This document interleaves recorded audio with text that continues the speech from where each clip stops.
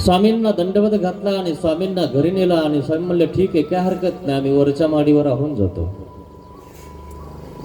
गावात चर्चा सुरू झाली. माडीवर एक बाबा आले, स्वामी आले आणि हा ब्राह्मण आणि त्याची बहीण सेवा करतात. मग 1-2 दिवस बरेच दिवस लोटले आणि मग लोक बोलायला लागले, टोचून बोलायला लागले आणि म्हणे काय खरंय, त्याची बहीण त्या बाबाची सेवा करते, आईशेने आईशेही वर्तत असेल. त्या ब्राह्मणाच्या तोंडावर बोलायला लागले, त्याला ऐकू येईना असं वट्यावर बोलायला लागले. वट्यावरचे दुसऱ्याचा चुना घेऊन लावणारे असतात, कधी दुसऱ्याची काडी घेऊनही लावून टाकतात. ते स्वतःजवळ तर काडी नाही, चुना नाही, तंबाखू नाही, पण दुसऱ्याचीच घ्यायची, दुसऱ्यालाच पेटवायची. अशातले काय असतात वाट्यावर बसणारे. सगळेच नसतात बरं, काही चांगले असतात. ते म्हणतात चिप बस ना, तू बघ, अशा प्रकारात. आणि मग तो म्हणला जाऊ द्या, या लोकांचं काय ऐकायचं, तो गेला पुढे निघून. मग बरेच दिवस झाले लोक त्याला म्हणायला लागले, त्याच्या तोंडावर म्हणायला लागले. आता त्याला धरलं, इकडे येडायच का रे म्हणे. काय झालं रे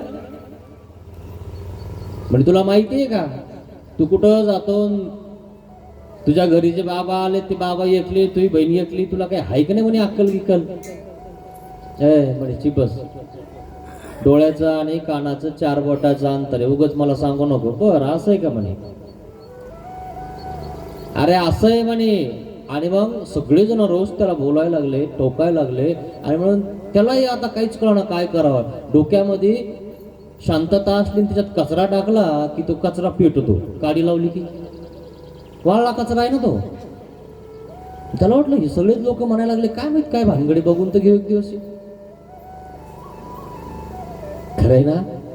आणि मग तसं केलं.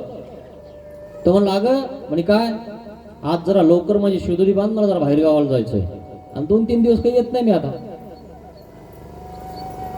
अशी सूचना केली. म्हणे ठीक आहे भैया, काय हरकत नाही.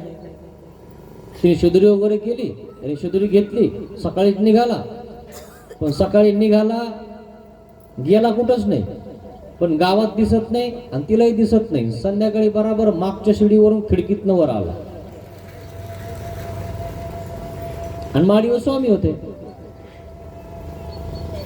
आणि मग त्या ठिकाणी हे रात्री स्वामींचं भोजन वगैरे आटोपल्यानंतर सेवा करायला जात होती, सेवना करायला जात होती.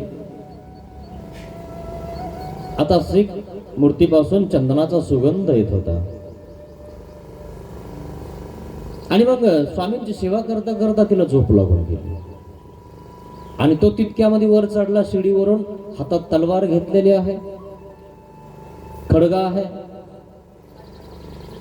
आणि तो म्हणतो अरे ही तर झोपलेली आहे, 12-1चा टाइम झालेला आहे, काहीतरी यांचं झालेलं आहे. आणि म्हणून असा प्रकार हा घडत आहे. त्याने खिडकी उघडली, खिडकीतून उडी मारली, उडी मारल्यानंतर तलवार कारकांदिशी काढली आणि बस, देवाने आपल्या श्रीमुखावरचा उपर्ण काढलं, पदर काढला आणि बघितला आणि प्रेम कळिका संचरली. आणि मग देव म्हणतात करा ना तुम्हाला जे करायचं ते. काटकंदिशी हातातली तलवार टाकून दिली. महाराज चुकलं माझं. लोकांच्या बोलण्यावरून आणि लोकांच्या ऐकण्यावरून स्वतःची बुद्धी भ्रष्ट झाली महाराज माझी. माफ करा मला, मी पापी आहे, चांडाळ आहे.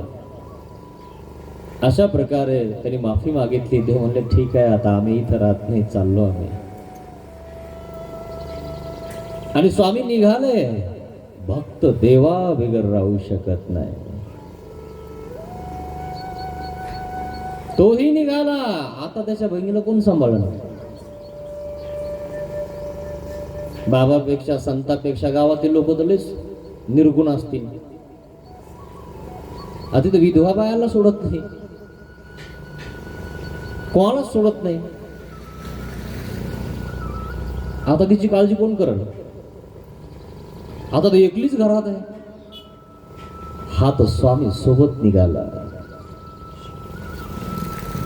आणि मग तो कसा स्वामी सोबत जातो आणि कसा स्वामींसाठी त्याचा देह जातो तो आपण पुढच्या वचनात बघणार आहोत.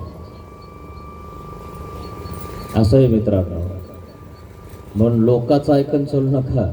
ऐकावे जनाचे, करावे मनाचे, मनाचेही न करावे, करावे ते शास्त्रातले. तस्मात् शास्त्रम प्रमाणम ते. शास्त्र प्रमाण ठेवून करायचं, लोकांचंही करायचं नाही, मनाचंही करायचं नाही. जे शास्त्रात सांगितलं ते करायचं. उगाच मेंढ्यासारखं कोणाच्या मागे उड्या मारायच्या नाही. भक्तासी श्रीमूर्तीवरी सात